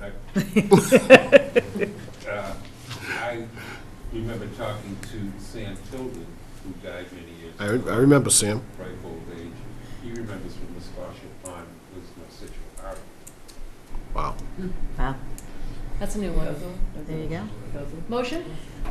Move the Board of Selectmen to vote to provide a letter of support for submission with the Section 1122 WIN Act of 2016 pilot project, Northeast Regional Beneficial Use Pilot Project Grant, in order to place dredge material from the Portsmouth Harbor, Piscataway River Navigational Improvement Project to be placed on the North Situate Beach for necessary foreshore protection for $756,000. The total project cost to the community. Second. Oh, Moved by Mr. it's your Dennehy, beach. second by Mr. Harris. All in favor? Aye. All opposed? Thank you very much. Nancy, thank you so Thank much. you, We'll get Nancy. some rest. Yep. Great See ya. job. I don't think I have. She's coming back. I don't. Oh, you are? Why don't you just stay and just do it? Guys, Nancy, why don't you stay? Why don't you just, Yeah. Should we bump why should, where is it on here? Oh, conservation and You want me to coastal. wait for Brad and the rest of the team? I Oh. can wait. Yeah, well, why don't we have Donna come up and, Yep. and then we can pull you up earlier though, we'll adjust you. Yeah. She's So, still coming to us anyway. Donna, for the beautification, just give us a moment to Hours grab on our books here. Just now. Have you been staying at home? Oh, you've been in Colorado. How are you this evening? I'm well, thank you. How are you all? Great, nice to see you. Oops, sorry. It's all right, I got it. What number, Laura? 650. So it's 6:50? Okay, thanks. Sorry, Donna, we have to like, That's all right. You can start giving us a little synopsis of Okay, what you've done, what you want to do, type stuff. okay. So, we are happily, we have 3 new members this year. Thank you for giving us those. And they come with lots of enthusiasm and some new ideas. And so we're going to be looking at North Scituate, and trying to improve that approach to the city. We're going to put our support behind this Economic Development Commission and Planning, see what we can do about the signage. We don't have specific plans as yet, but that's one of the focuses we're going to have in the coming year. Another one is going to be rejuvenating the railroad crossing islands. They've been in place for 10 years now, and they need, you dig things up, you divide them, and you replant them. And so we have to think about starting that project. And otherwise, we will continue with our programs for the adopt-a-lots and the merchant flowers. A good chunk of our budget goes for that every year. And then another good chunk of our budget goes for the contract for maintenance of the railroad crossing islands, regular maintenance, and some of the other adopt-a-lots that aren't safe enough for caretakers. And so that contract comes up for renewal this year. We have to, we're beginning the bidding right now, and we expect that to be to change. So going forward, that's going to be an increased cost for us, I think. So I can give you more specific details about, we have 23 adopt-a-lot units. We lost one this year with the new rerouting of the traffic pattern out here on First Parish. We lost a caretaker this year for the elephant fountain. So if you know anybody who wants to garden in a really high-profile location, that's going to be available. that's a beauty. Yeah. And since there's no caretaker, we'll look at that. That's been in place, that planting 11 years, so we'll look at doing some rejuvenation there. So we have certain costs and expectations that are set, and then we have other things that come up that we don't expect. For example, the Harbor Masters Island, I understand, is in really bad shape after the storm, and also a couple of the islands in the harbor, so those are going to be added to our to-do list. And so we remain flexible in what we address and in what order we address it. So. You bring up a good point with regards to some of them that get ruined during these storms. Do you receive any donations? Like, do you have any type of an active fundraising? Not, I know you do enough with taking care of them, not asking you to fundraise. What I'm saying, do you get any donations from residents that augment some of this? We do. We can accept donations, and we have a fund that we can deposit those donations into. And we do have funds that have been donated to us in the last few years. Okay. I got a book. Yes. That's great. And I see that last year the budget was $21,500. This year we got $22,650. Do you think that's enough to cover you with regards to negotiating a new contract for those islands that you do need to contract labor for? Yes, that'll be enough to cover our caretaker contract, yes. It may not cover the other projects that we have on our list, but as I said, we'll take them in order. What we can do, we'll do. Okay. John, any questions for Donna?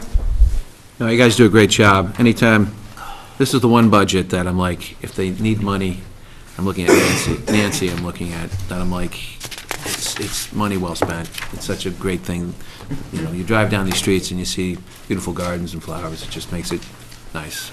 I'm like, the least we can do if we can find some pennies, and really it's pennies, we need to put it into your budget, if you can use it. So, I'm like, if we can find another $150, I'm like, sure, if you're able to do that. And I think that's the difference, that's all. So. Yep, thank you. Surprisingly, I have nothing to add. You guys do a good job. Yeah, thanks, Tony. You know how I feel about you, so.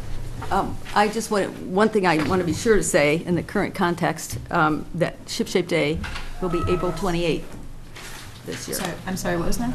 Ship Shape Day is April 28th. Same as before, get the bags over here, right out front. Yes. Yeah, we're gonna need it this year. It's Saturday. Is that Earth Day too, or is it separate from it? It's separate from Earth It Day. is. I think that's in May, is it? No, it's typically in April, but it's not usually on a Saturday. Okay. So we try to get close, but we can't do it on Earth Day. And I'll just do a pitch for the Beautification Commission and say, if anyone is out there walking the roads now, taking a walk, and you have a trash bag, it's pretty bad out there today. So don't wait until April 28th to help clean up the side and streets of Scituate, because it's pretty bad. And we all have to do our own effort. Walk out your driveway, walk to the right, walk to the left, 100 feet each way, and just take care of your own area, and it will be a remarkable difference. So we shouldn't just wait for April 28th to do that. And you can bring your bags to the dumpster day on Saturday. There you go. That would help. Sean, anything? Just thank you very much. You know, you've been doing it for a long time, and it just, I even notice the islands when I drive around. I usually don't notice things like that, but I do. Yeah, Good. thank you very much. I hope they make you happy when They you do, notice them. they do. I don't know what you call any of the plantings, but I appreciate it. Are you, with the lots getting, you know, the damage from the storms out on the coast, are you going to revise sort of what the plantings will be, or I'm sure you're looking at that? Yes, we do have to look at the Harbor Masters Island, which we just completed the renovation of that island last year. It looks like we've lost some things there. And a couple of the island at Front Street and First Parish, I think, looks a little torn up. I haven't been down to, I'm just hearing this. I'll have to go make my own assessment, and we'll have to put it on, you know, Hardier. Yes, and so we'll do that before we start rejuvenating railroad crossing islands. We need these places to look good. Right. Yeah. Thank you for all your work. Yes, thanks. Great. All right. Well, anything else, Donna, thank you so much. Yes. We appreciate everything that you and everyone on the commission does. Keep Thank our you town all. beautiful. I'll relate that to our volunteers. Thank you. We appreciate that. Thank you. Okay. Next is the Board of Health. Is Jen here? There's Jen. There she is. Hi, Jen. Hi. So it's 5:10. Before you start, Jen's another one that worked around the clock, manning the shelter for the same 4 days. Thank you for all your help. And a quick out to PD land. We need volunteers for this in the future. I think Maura alluded to that later. So great service that we provide our citizens, and we do need a little bit more than 3 of you manning it. So I think that's on our initiative as well. So thank you for all your work during the storm. Oh, well said. And Jen, I think, you know, if you can give us your role has changed, I think, quite a bit in the past couple of years with some of the different initiatives in town. So I know you're tired, but if you can just give us a good overview, highlight of some of the challenges that your department is facing today, and we'll get through the budget pretty quickly for you. Sure, Okay. sure. So the Board of Health has a varied set of roles in the town. We transitioned on a daily basis, between food safety, septic, emergency preparedness and sheltering, to being burial agents. We cover approximately 16 topics in town. We've implemented some local regulations since I've been here, including the town's first private well regulations. So now that they're enacted, we have to, enforce them and educate folks and get everybody up to speed on those. So the challenge is, that we have such a variety, and that we, go back and forth between all of these different topics, which of course leads to volume. Right. So each topic is pretty busy. We have 100 food establishments. Private well interest, has increased in the last couple of years. Development in town has increased pretty significantly in my tenure here. So that means we're trying to build in areas that are a little bit tougher. Septic plans are a little bit tougher, and there are more of them. With storm damage and other damage, it's septic repairs. So we're going to see an influx of a lot of septic repair needs coming beyond the normal repairs. So for us, it's really the variety and the volume. On top of that, Governor Baker, I think it's a couple years now, through an executive order, is requiring all of the state agencies to look at and revamp all of their state regulations. So the swimming pools, the housing, the food, Title V, camps, all of those are changing. So we're essentially going to have to relearn the regulations we already know and kind of start fresh and teach everybody else them fresh. So there's a lot going on. Okay. What is the biggest? I was going to say, that's a little scary because it's resources. You need the resources for it. All those things happen. She not only has a lot of work during the storm when she's manning the shelter, but now she has a lot of work after the storm. There's all these coastal properties that have septics.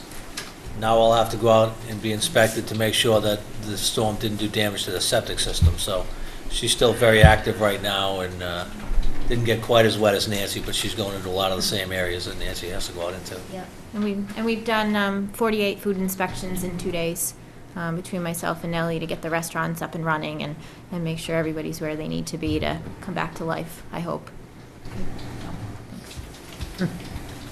One of the biggest changes in your budget is we're adding another person to help you with all this, correct? I'm hopeful, yes. Right. So, exactly, that we're evaluating. Can you tell us a little bit about what that person would do, what their role would be? So, the goal is, to be able to do what it is that, we're required to do and the stuff we want to do in a timely fashion. I mean, there are things that I've had on my goal list since I've been here, things that I think would help the residents kind of understand the processes better, or, just simply get through septic plans quicker. When I receive 5 septic plans in 1 week, that's 2 weeks worth of work when you put, 2 plans a week plus all the other responsibilities. So Let me just jump in. That's if everything's perfect. Yeah. And that, all right, so, and you may not know this. She has to make changes, sends them back, and that those 5 now could take a month, 2 months, or longer. So, Yeah, I'm yeah. sorry, but I just had, Oh, that's okay. Thank you. Yeah, and we typically, go back and forth with the engineers to make sure that everything is clear and everything is as it needs to be. So the goal would be to be able to divide and conquer, to hopefully, if I'm working on septic, the other person can, work on private wells or whatever the topic that's most pressing, can get addressed.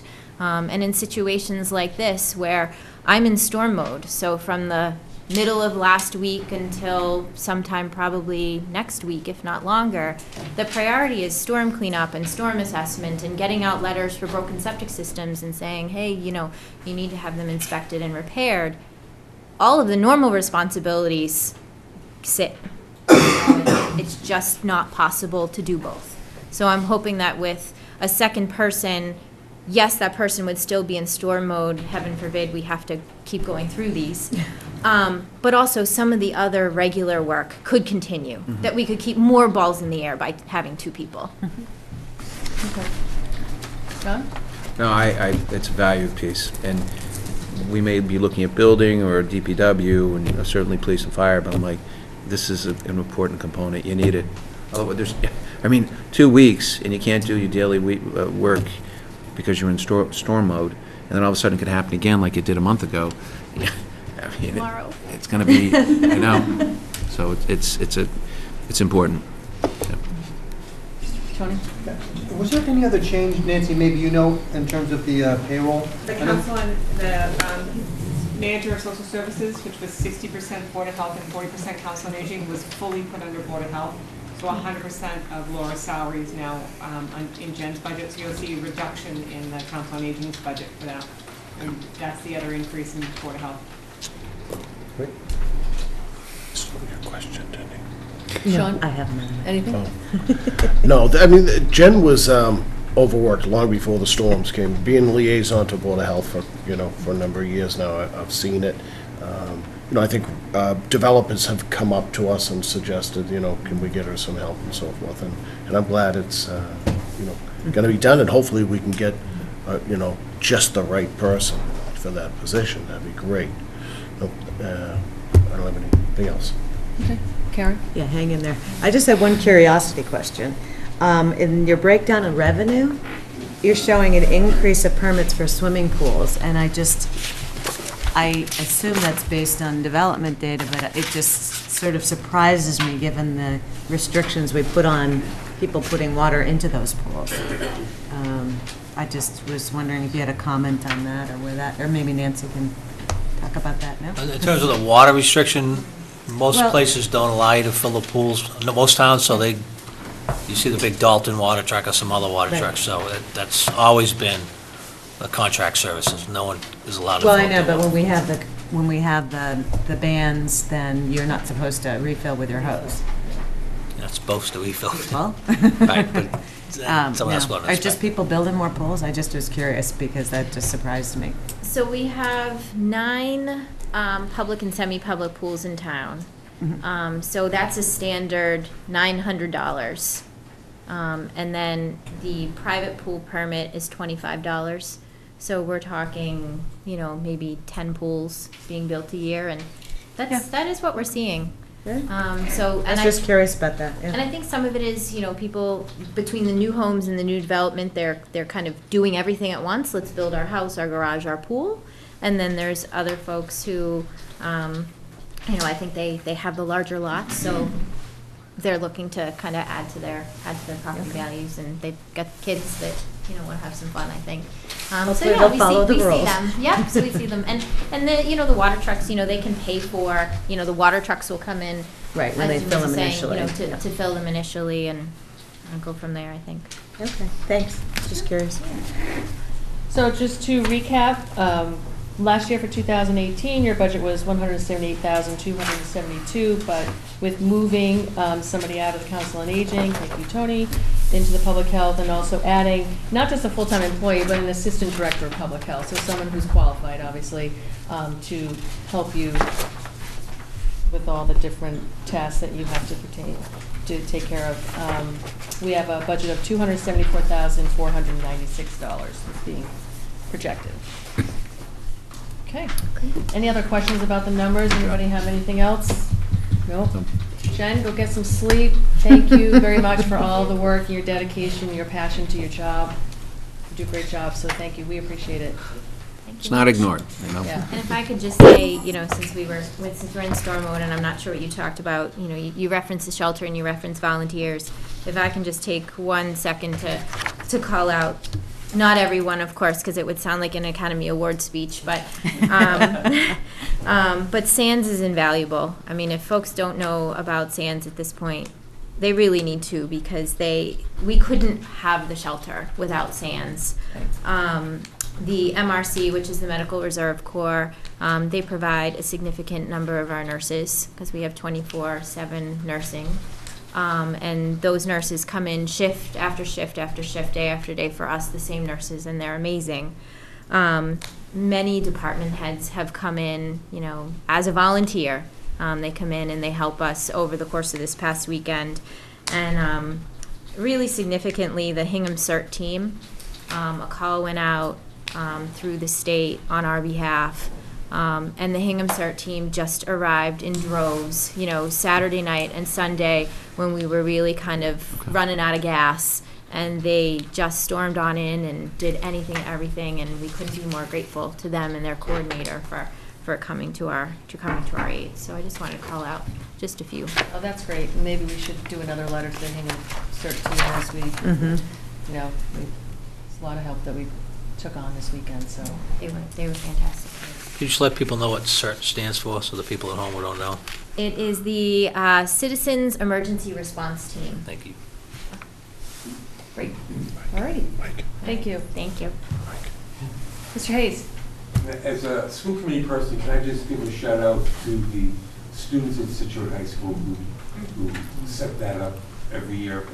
They work very hard, and it's only a rumor that they had extra people asking because they were told that as soon as they get it set up, they'd be dismissed for the day. So they had a great crew up there working. They're always very helpful with shoveling when it snows, so they're great. And they came in on Sunday. What day did we break in? Sunday? Yeah. Monday? What day is Monday. today? Monday. We It's broke it Monday. down. They came in Monday in great numbers and helped break it down to, there's so many people and the kids are just great.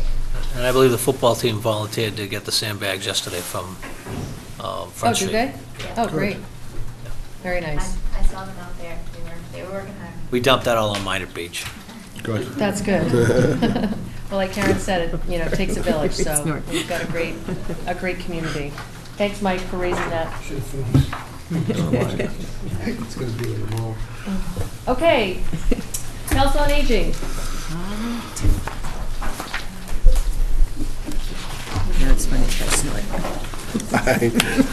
I do it once in a while, so I ladylike. can. Well, it's pretty obvious what your goal is this year. I think I put it at the top. Hi, Linda, how are you? Fine, how are you? Great. So thank you for coming in tonight. If you want to just sort of give us a quick overview on some of your goals coming up and some of the challenges, and then we'll get to the numbers. Well, I thought I'd start a little bit with just the fact that we are just trying to meet our mission. So our mission for the Council on Aging, as you have there, and I'm sure you know, is to identify the unique needs and interests of our senior citizens, our broad range, really, of senior citizens, as they encompass, 60 through 100, many 90-somethings these days, and to develop and implement programs to enhance the quality of life, independence, and the emotional and physical well-being of our growing aging population here in Scituate. So that's a mouthful, I think, and I think that's what we're doing. That's what we've been doing and just continuing to do. It's been a great year. It's a productive year. It was a busy year. You can walk into a day in the life of the senior center today is really busy. And oftentimes, we have more than one thing going on in that single room that I think everyone's been in. And people are very good-natured about that, or someone's answering the phone at the same time as they're watching a movie, or sometimes having a class where an instructor is speaking. And people are just okay with that, more or less, the parking on top of each other and understanding that that's just the way it is. But program diversity, I think, is what our goal primarily has been this past year. Successfully meeting needs where we can, trying to identify those unique needs, and then trying to find something. So sometimes I think we're maxed out a little bit. Certainly the staff is maxed out, and we're sort of pushing the envelope in terms of what we can schedule and fit into our space or spaces now. So grateful to have the community building space as we hold 10-plus classes there, just exercise alone. And starting up a couple of other workshops. So that has allowed us to expand a little bit. We have a couple of other classes elsewhere. But we're talking about really 60 or more. It's almost hard to count the number of programs because they change. They ebb and flow. Some might last 6 weeks or 10 weeks or more or less. Some are ongoing. And some we just change up because now we've heard of something new and now we want to start this. Very proud of what we've been able to do, but with the numerous offerings, plus trips, social gatherings, all the kinds of things.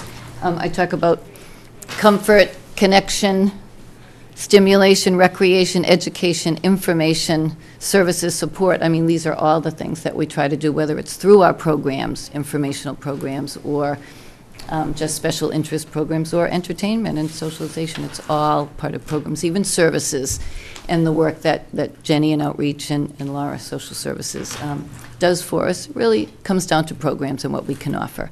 I have, well, some statistics, I guess, just events and check-ins, and we do try to keep track of our attendance participation. It gets a little harder with the remote sites in particular, and just the fact that we just can't catch everybody. Some people just don't like to do it. We give out cards, and we have a scanner at the senior center, which is wonderful. I did purchase with formula grant money a mobile scanner, so I actually, or any of us, scan a particular event and then go out to the other sites and scan everybody's cards. They just get in line and they do it, and they're very good-natured about that. We still miss some, but events alone for the year 2017, well over 10,300 duplicated scans. So participant-wise, that's over 850, because just we know we've missed some. So I have recorded 851. It's easily 900 something, I'm sure, if not 1,000. Rides, close to 6,900, which actually was more or less the same last year. We really haven't significantly gone up or down. We may have more riders. That's 226 riders using our services there. Services alone, 1,300 interactions. That's for almost 300 individuals over the course of the year being helped through social services and outreach. Volunteers, we know we have 75 to 80 volunteers that are active, but a lot of times that doesn't count some of the people that do things for us that we don't always get to count, especially these days with our intergenerational younger volunteers, of which we have many now. We've started a lot of trips. We did 27 trips on the van, which are cultural in nature for the most part, some concerts, some museums, just some special interest trips that people would like to go to, but that's really increased some of our participation. That's one of the ways people might start to come into the senior center.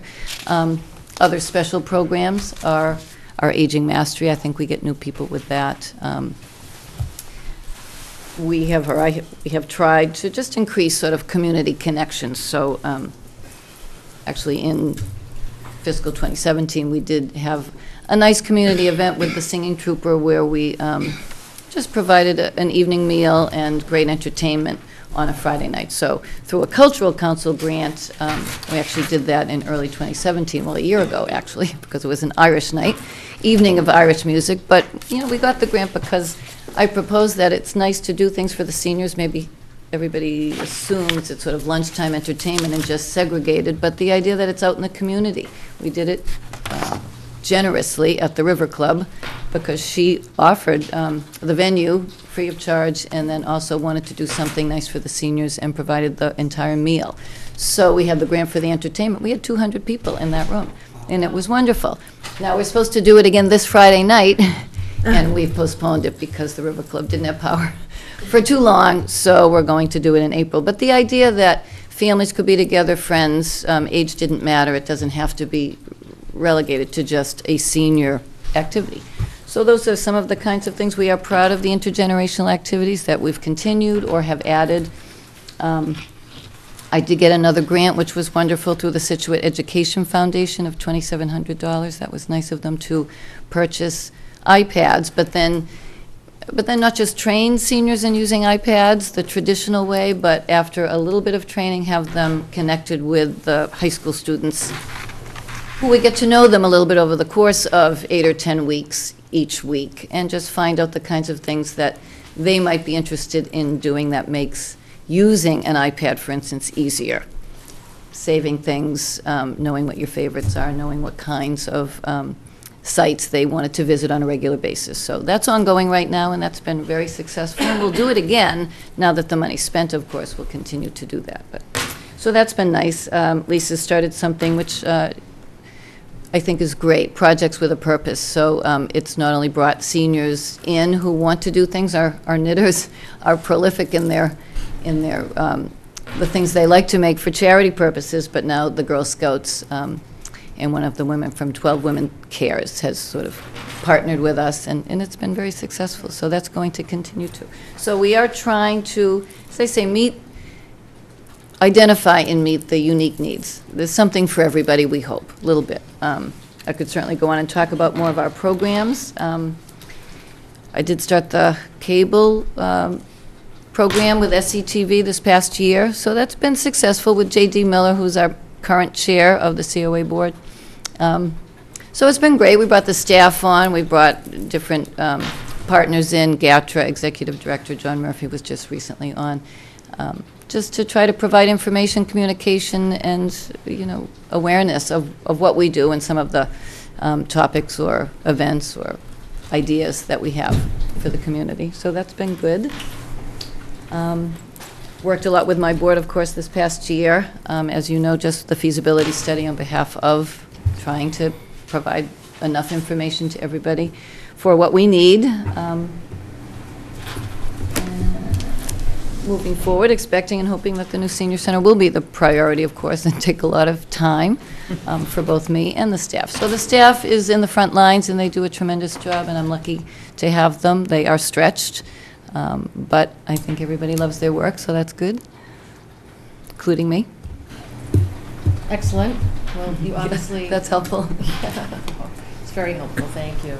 So, a lot of terrific services. I was actually very happy to hear about your increase of intergenerational programming. So I think that's like the hot topic, with the Boston Globe article and sort of just the way of taking a little bit of a different approach. And it's not really new, but making it very concrete and successful, and having the commitment, obviously, from the students. They're busy too, frankly, and it is sometimes hard to find just the right fit. So we seem to have done that with a few things, and it's been great. The students at the high school that we use generally are the Interact Club students, who are the young Rotarians. So it's a nice club, and they're all community service driven, as many of them are anyway, but that's what they do. So another little project that they contributed to, in fact, money-wise and with their help, was the sand buckets. We did print sand buckets to distribute to seniors who did sign up for them, and with the first storm in January, it actually really did help. So sand that DPW provided, the kids went and dug it, filled the buckets, delivered them to the seniors who, all over town. So that was nice too. Yeah. Something different. All right. Karen, do you have any questions? We'll start down with you. Is your building okay? Was there any damage from the flooding? I was just No curious. damage at all. The yards on both sides flooded a great deal, all the way almost up to our building, but we're elevated enough so no water came in. I really just had one small question on the budget. You've included this year a postage line. I assume that's for advocacy for the senior center? Or? Newsletter. Oh, newsletter. So because I took on some of the, more, we got a raise, an hourly rate increase for one staff person, which was necessary, and I put 10 hours for my administrative assistant on the formula grant, which is state money, which used to really do all of the newsletter. So between a little bit here in the budget and postage and donations, we'll cover it, but I had to pull back on the formula grant money for that. Okay. Just curious. That was it? Sean? Did you mention it, Linda, the increase in part-time salaries? Did I miss it? Just jumping up, did you? The increase in I Part-time did salary not. went from 60 to 74, or Jim or Nancy, or someone? There was an addition of 10 hours for part-time salaries, so it'll either be added to one of the existing part-timers or an additional part-time person to assist them in his Oh, staff. the outreach. So with the loss, not loss exactly, but with Laura's position and salary moving, we still want to increase by 10 hours at least the outreach position that is currently with the Council on Aging, however that ends up panning out. All right. That's it, Mara. Tony? No, you guys asked the questions. The grant is for the full year for the two positions? Yes. That's all in town? And they have the gap for revolving fund for the drivers and the van maintenance and gas. GATRA covers everything. In fact, Mark Donovan's just spent a fair amount of time researching and finding us a new radio repeater for the vans, from the senior center to the vans. And GATRA will cover that. He found a used one, so it's fine, but the GATRA budget thus far, we haven't fully met the maximum amount, so he will cover that for us. They will cover that. John? No, your budget's only going up about $2,100. You requested $223,060. That's what the town administrators agreed to, and pretty much looks great. Thank you. Anything else for Linda? No? Great job. Linda, okay, great Yes, job. you We appreciate all your hard work and dedication. Good, thanks so much. We thank We're gonna be you. doing it at a new place soon. Yes, I hope so. Thank you for that support. That's our goal. Okay.